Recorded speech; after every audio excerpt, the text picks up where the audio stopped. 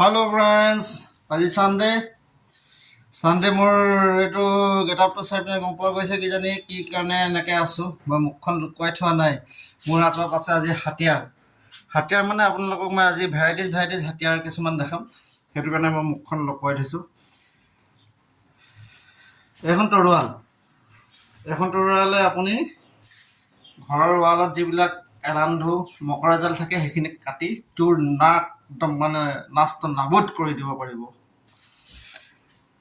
এখন নানচাকু, এডাল নানচাকুৱে আপুনি যিমান মকৰা চকৰা আছে ঘৰত সিহঁতক খুব খন্তেকতে নাইকিয়া কৰিব পাৰিব।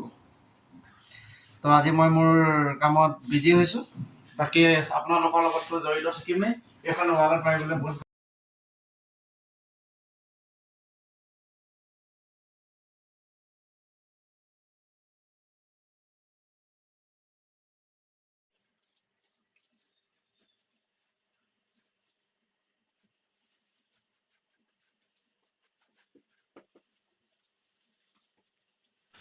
তো এইবিলাক মই হাল হাতিয়াৰ লৈ মেলি মই আজি চানডে ঘৰটো অকণমান চাফ চিকুণ কৰিছোঁ।